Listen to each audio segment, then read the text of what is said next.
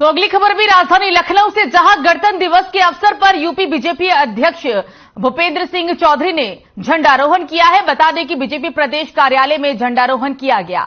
इस दौरान बीजेपी प्रदेश अध्यक्ष भूपेंद्र चौधरी ने कहा कि पीएम मोदी और सीएम योगी के नेतृत्व में देश और प्रदेश का विकास हो रहा है। सपा संरक्षक मुलायम सिंह यादव को पद्म विभूषण मिलने पर उन्होंने कहा कि स्वर्गीय मुलायम सिंह जी का योगदान अतुलनीय है।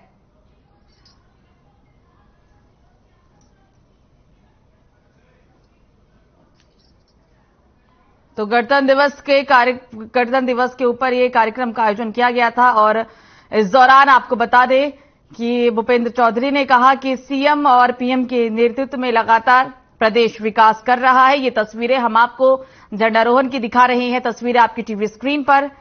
आपको बता दें कि आज 74वां गणतंत्र दिवस पूरा देश मना रहा है और इसी कड़ी में राजधानी लखनऊ में गणतंत्र दिवस के अवसर पर यूपी बीजेपी प्रदेश अध्यक्ष भूपेंद्र सिंह चौधरी ने झंडारोहण किया है और बीजेपी प्रदेश कार्यालय में ये झंडारोहण कार्यक्रम का आयोजन किया गया था। इस दौरान बीजेपी प्रदेश अध्यक्ष भूपेंद्र चौधरी ने कहा कि पीएम मोदी और सीएम योगी के नेतृत्व में देश और प्रदेश का विकास हो रहा है। सपा संरक्षक मुलायम सिंह यादव को पद्म विभूषण मिलने पर उन्होंने कहा है कि स्वर्गीय मुलायम सिंह यादव का योगदान अतुलनीय है।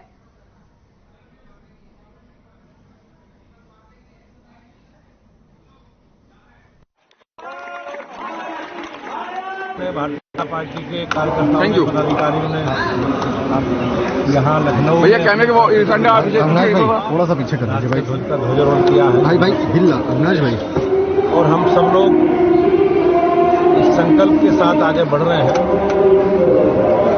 कि देश प्रदेश की बेहतरी के लिए हम सब लोगों को मिलकर काम करना है। आज 74वां गणतंत्र दिवस है। मैं प्रदेशवासियों की क्या नीचे बैठे हैं उनके बेहतर भविष्य के।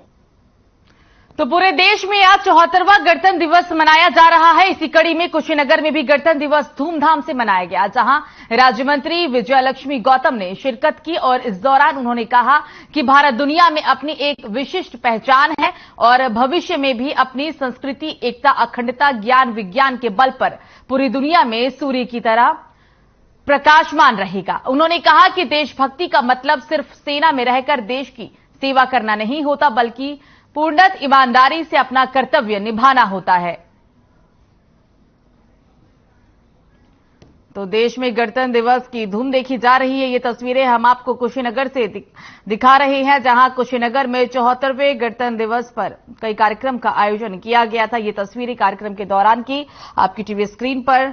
आपको बता दें कि राज्य मंत्री विजयलक्ष्मी गौतम ने इस कार्यक्रम में शिरकत की और उन्होंने कहा कि भारत दुनिया में अपनी एक विशिष्ट पहचान है और भविष्य में भी अपनी संस्कृति, एकता, अखंडता, ज्ञान विज्ञान के बल पर पूरी दुनिया में सूर्य की तरह प्रकाशमान रहेगा।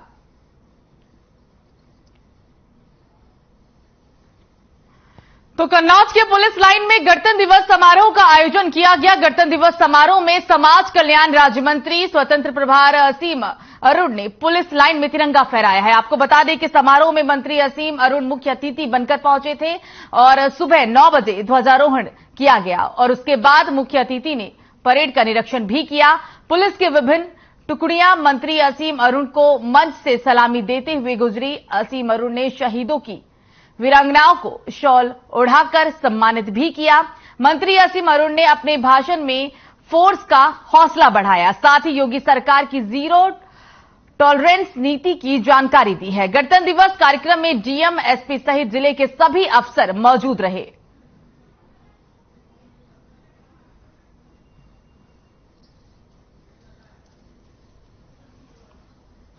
कन्नौज से ये तस्वीर गणतंत्र दिवस समारोह की। मंत्री असीम अरुण ने यहां झंडा फहराया है। ये तस्वीरें हम आपको परेड के दौरान की दिखा रहे हैं। परेड का निरीक्षण भी मंत्री के द्वारा किया गया है। तस्वीरें आपकी टीवी स्क्रीन पर। आज पूरा देश 74वां गणतंत्र दिवस मना रहा है। इसी कड़ी में कन्नौज में भी गणतंत्र दिवस के मौके पर कार्यक्रम का आयोजन किया गया, जहां काफी संख्या में पुलिस बल भी तैनात रहे।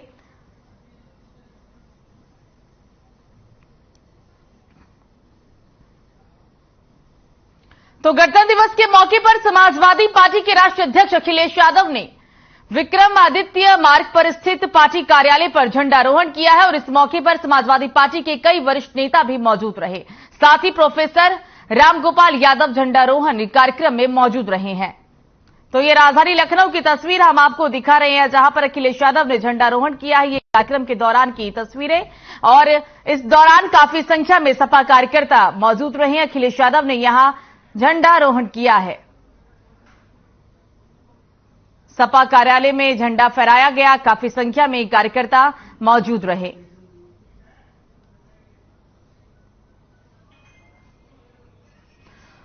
खबरों में आगे बढ़ेंगे, बात करेंगे एक और अहम खबर की, जो कि लखनऊ से ही है, जहां 74वें गणतंत्र दिवस पर मदरसों में झंडारोहण के साथ कई कार्यक्रम का आयोजन किया गया। दारुल उलूम फरंगी महल में छात्रों ने गीत गाए और साथ ही मौलाना खालिद रशीद फरंगी महली ने झंडारोहण किया है और सभी को गणतंत्र दिवस की शुभकामनाएं दी है। साथ ही छात्रों के साथ कई उलमा ने भी गणतंत्र दिवस मनाया। तो मदरसों में भी गणतंत्र दिवस की धूम देखने को मिली। हम आपको ये राजधानी लखनऊ के एक मदरसे की तस्वीर दिखा रहे हैं। कई कार्यक्रम का आयोजन आज के दिन किया गया था और 74वें गणतंत्र दिवस का जश्न मदरसों में भी देखने को मिला है।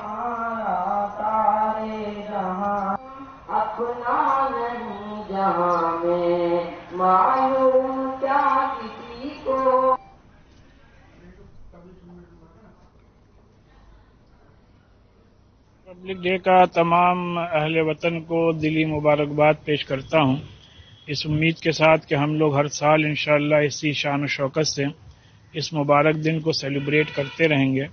और सभी लोग जानते हैं कि हमारे यहाँ दारुल उलूम फरंगी महल में आज से नहीं, जिस दिन से रिपब्लिक डे का आगाज़ हुआ है उस दिन से यहाँ 26 जनवरी को भी और इंडिपेंडेंस डे के मौके पर भी फ्लैग होस्टिंग भी होती है, नेशनल एंथम भी पढ़ा जाता है और कौमी तराने भी और गीत भी गाए जाते हैं।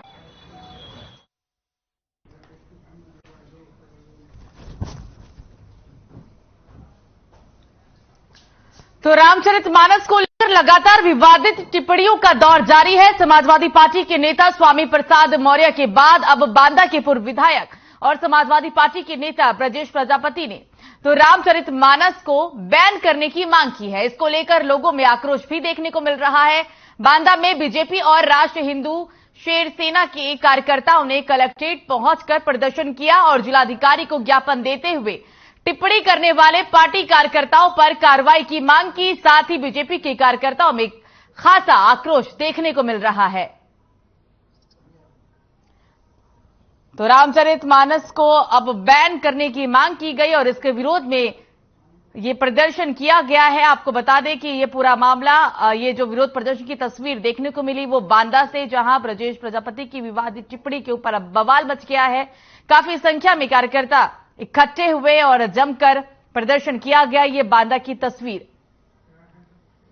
रामचरितमानस को लेकर जिस तरीके से विवादित टिप्पणी दी गई थी, अब इसको लेकर ऐसा लग रहा है कि आरोप प्रत्यारोप का दौर शुरू हो गया है और बयानबाजियों का दौर शुरू हो गया है। इसी कड़ी में बांदा में इसका पुरजोर विरोध किया गया, प्रदर्शन किया गया। ये बांदे की तस्वीर हम आपको दिखा रहे हैं विरोध प्रदर्शन के दौरान की।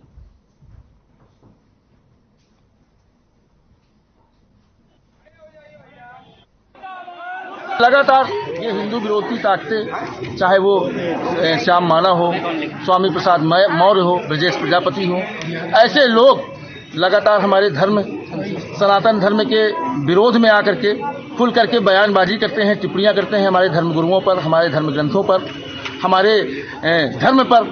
तो इसी का विरोध प्रदर्शन हम शांतिपूर्ण तरीके से करते हुए।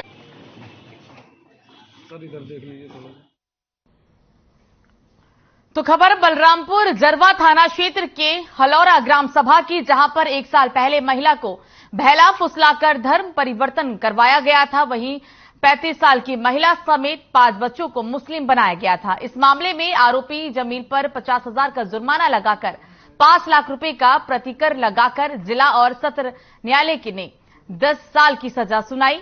जबरन धर्म परिवर्तन के मामले में पुलिस और शासकीय अधिवक्ता के प्रभारी पैरवी से पीड़ित को 1 साल में न्याय मिला है।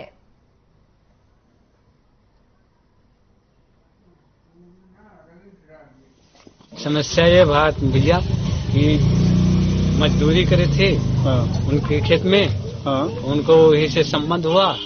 उसके बाद हमारे बच्चों बीवी को घटना ये भाग मुसलमानी बना दिया गया। आपके बीवी और बच्चों को गांव के लोगों ने कौन कौन लोग थे वो जमील और शगीर।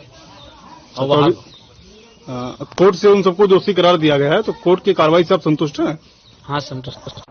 दिनांक 12/6/2022 को FIR लिखाई गई विष्णुपुत्र छोटेलाल द्वारा, जिसमें उसने ये बताया कि उसकी पत्नी और 4 नाबालिग बच्चे, जिसमें 2 बेटे और 2 बेटियां, इनको मौलाना जमील नाम के आदमी ने बहला फुसला कर मुसलमान बना दिया, उनका धर्म परिवर्तन करा दिया। इसका मुकदमा दर्ज कराया गया। जरवा कोतवाली द्वारा विवेचना के पश्चात जमील के खिलाफ आरोप पत्र प्रेषित किया गया और इस मुकदमे में इसका ट्रायल माननीय जिला एवं सत्र न्यायालय बलरामपुर द्वारा किया गया।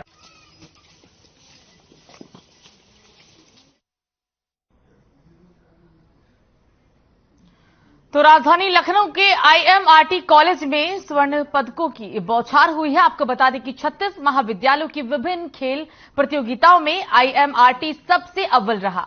प्रदेश के शिक्षण संस्थानों में अग्रणी रहने वाले IMRT ने खेल प्रतियोगिताओं में भी बाजी मारकर नया इतिहास रचा है। इस दौरान संस्था के छात्र छात्राओं ने अपना जौहर दिखाया। वहीं 8 गोल्ड मेडल्स और 10 पदक अपने नाम किए गए। IMRT के प्रबंधन ने विजयी प्रतिभागियों का कैंपस में भव्य स्वागत किया है। बता दें कि लखनऊ विश्वविद्यालय से 36 विद्यालयों के सैकड़ों प्रतिभागियों के बीच IMRT के बच्चों ने भी अपना अलग पहचान बनाया है। लखनऊ के रामा महाविद्यालय में आयोजित इन खेल प्रतियोगिताओं में IMRT के बच्चों का लोगों ने लोहा मनवाया। संस्थान के चेयरमैन DR बंसल ने बच्चों की इस सफलता पर बेहद खुशी जताई है।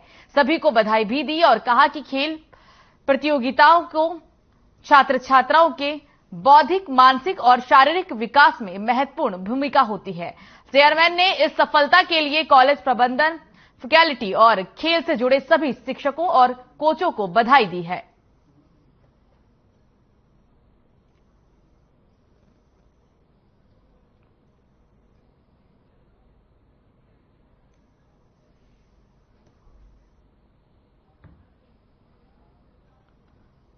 तो अगली खबर भी राजधानी लखनऊ से, जहां UPSCF को बड़ी सफलता हाथ लगी है। बता दें कि CTET की परीक्षा में साल भर बैठाकर पेपर हल कराने वाले अभ्यर्थी और सॉल्वर को पुलिस की टीम के द्वारा गिरफ्तार कर लिया गया है। आपको बता दें कि कार्रवाई करते हुए पुलिस ने आरोपी शुभम यादव और मनीष कुमार को गिरफ्तार किया। साथ ही आगे की कार्रवाई भी पुलिस के द्वारा की जा रही है।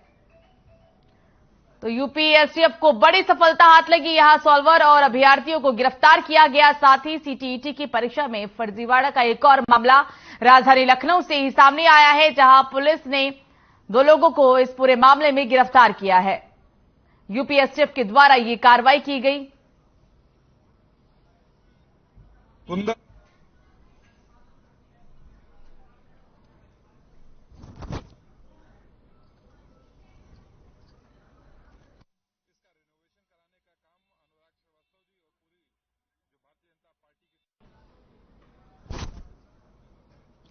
तो बिजनौर के नहटोर विधानसभा क्षेत्र के गांव पाडली में बुनकर मजदूर विकास समिति ऑल इंडिया रजिस्टर्ड की बैठक का आयोजन किया गया। बैठक में राष्ट्रीय उपाध्यक्ष डॉक्टर मोहम्मद नाजिम अंसारी ने बतौर मुख्य अतिथि शिरकत की। साथ ही बैठक में दर्जनों लोगों ने समिति की सदस्यता भी ली। साथ ही आपको बता दें कि इस दौरान मोहम्मद नाजिम अंसारी ने कहा कि बुनकर मजदूर और पसमानदा समाज को अपने हक अधिकारों के लिए संगठित होना होगा, तभी समाज का भला होगा।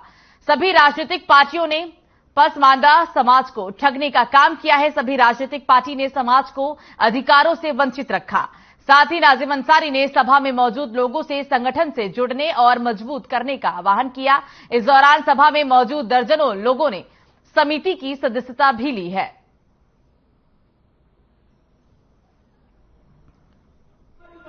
देखिए, जो हमारी मीटिंग हो रही है, बुनकर मजदूर विकास समिति हमारा संगठन है, उसके तत्वाधान में हमने एक प्रोग्राम चला रखा है कि गांव-गांव में नुक्कड़ सभाएं करके जो पसमानदा समाज है, जो पिछड़ा हुआ समाज है, जो अपने हक अधिकार से वंचित है, उसके हक अधिकार की लड़ाई को लड़ने का काम कर रहा है संगठन। और गांव-गांव में नुक्कड़ सभाएं करके समिति से जोड़ने का काम कर रहा है। कमेटी का गठन करने का काम कर रहा है, जिसमें आज ग्राम पाडला के अंदर ये मीटिंग रखी गई थी, जिसमें अल्हम्दुलिल्लाह दर्जनों लोगों ने बुनकर मजदूर विकास समिति के सदस्य दिए।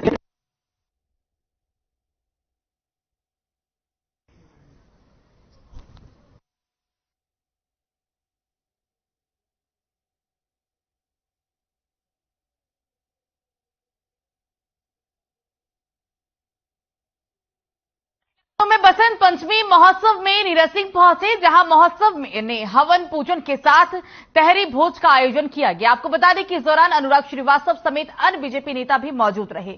बता दें कि टिकैत राय तालाब स्थित सरस्वती शिशु मंदिर में कार्यक्रम किया गया था। ये कार्यक्रम के दौरान की तस्वीर बसंत पंचमी महोत्सव की, और इस दौरान काफी संख्या में लोग पहुंचे हैं। नीरज सिंह ने इस पूरे कार्यक्रम में शिरकत की।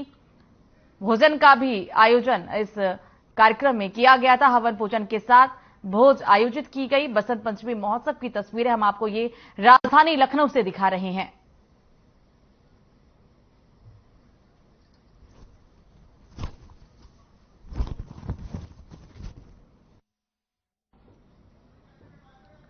तो राजधानी लखनऊ में बिल्डिंग गिरने के मामले को लेकर Lucknow police commissioner SB Shirodkar ने प्रेस कॉन्फ्रेंस की, और इस दौरान उन्होंने बताया कि मामले में नवाजिश शाहिद नाम के शख्स को गिरफ्तार कर लिया गया है। वही एफआईआर में नामजद 2 अन्य फरार लोगों की तलाश भी की जा रही है। पुलिस कमिश्नर ने बताया कि मामले में अब तक 14 लोगों को सकुशल निकाला गया, जबकि 2 लोगों की मौत हो चुकी है। अब बड़ी पोकलैंड मशीन से मलबा भी हटाया जा रहा है। मलबा हटाने का काम 24 घंटे चलेगा और मलबे में किसी के दबे होने की आशंका फिलहाल नहीं है। पुलिस कमिश्नर ने कहा कि रेस्क्यू में अभी 24 से 36 घंटे लगेंगे। मामले में नामजद 2 आरोपियों की तलाश में लखनऊ पुलिस की 5 टीमें लगाई गई है। नवाजिश को जुडिशियल कस्टडी में भी ले लिया गया है। वहीं अब पोकलैंड मशीन के जरिए रेस्क्यू ऑपरेशन चलाया जा रहा है। मलबा हटाते वक्त जो कीमती चीज मिलेगी उसे परिजनों को वापस कर दिया जाएगा। पुलिस विवेचना में एलजीए के अधिकारियों की भी जांच होगी।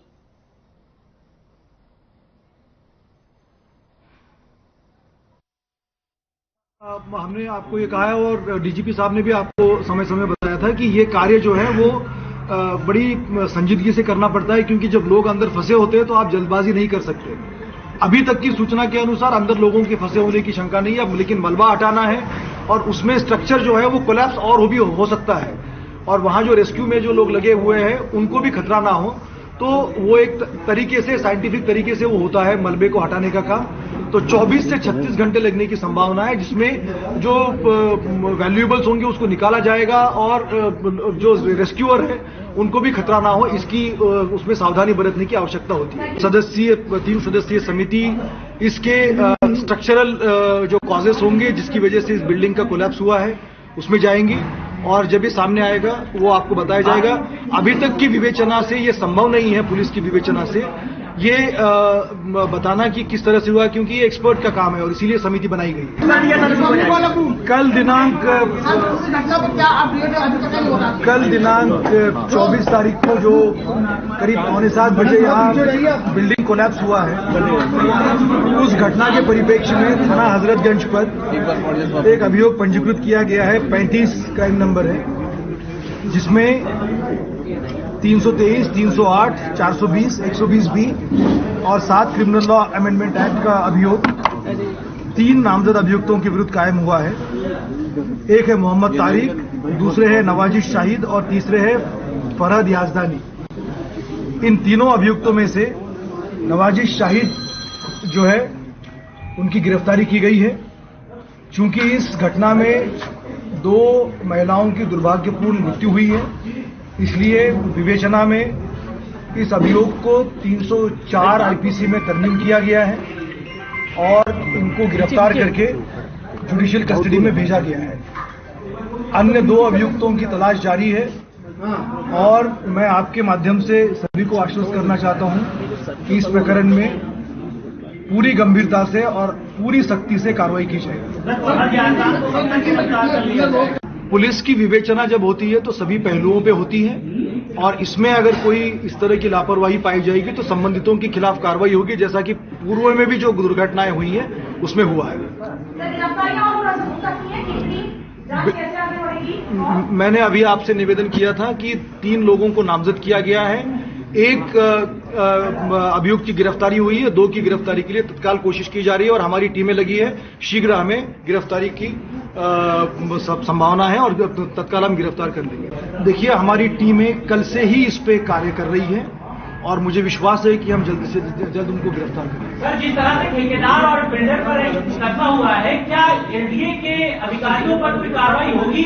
क्योंकि बिना उनकी सहमति के, बिना उनके वहां पर जब एनडीआरएफ की टीम ने वहां देखने की कोशिश की तो वहां किसी का होना नहीं पाया गया है। इसीलिए आपने देखा होगा कि बड़ी वाली पोकलेन मशीन से अब पूरा मलबा हटाया जाएगा और एक एक फ्लैट को, एक एक कोने को देखा जाएगा कि कहीं पर वहां किसी का अस्तित्व तो नहीं है।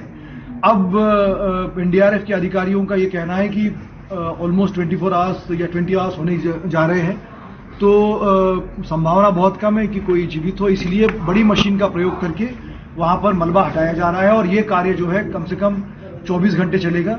इसके बाद जो महत्वपूर्ण काम हम कर रहे हैं कि वहां पर चूंकि जो परिवार रहते थे उनके वैल्यूएबल्स वहां थे, तो प्रशासन ने एक यहाँ टीम बनाई हुई है। सभी वैल्यूएबल्स को वहां एकत्रित करके वहां परिवारजनों को सुपुर्द किया जाए। बन चुकी है। आपने देखा होगा कि एक टीम जो है यूपी पुलिस की जो थी, उसने एक अभियुक्त को मेरठ से गिरफ्तार करके यहाँ पर उनको अरेस्ट करके यहाँ लाया था और आज उनको कस्टडी में भेजा जा रहा है। लखनऊ पुलिस ने 5 टीमें बनाई हैं। हम इनको ढूंढ के हम इनको न्यायालय के समक्ष प्रस्तुत करेंगे। सर, क्या आप लोग की सूचना के अनुसार कोई भी व्यक्ति अब अंदर नहीं है? हाँ, हमारी सूचना के अनुसार अभी तक किसी के जीवित होने की सूचना नहीं है, क्योंकि जो लोग मौजूद थे उनसे भी बात हुई है और जो लोग वहां रहते थे उनके अनुसार बीच में एक आया था कि 2 बैंक कर्मी आए थे, लेकिन उनसे वार्ता हो गई और वो बिल्डिंग से सकुशल बाहर निकल गए थे। तो अभी तक की सूचना के अनुसार कोई वहां पर जीवित हो या मौजूद हो ऐसी सूचना हमारे पास नहीं है।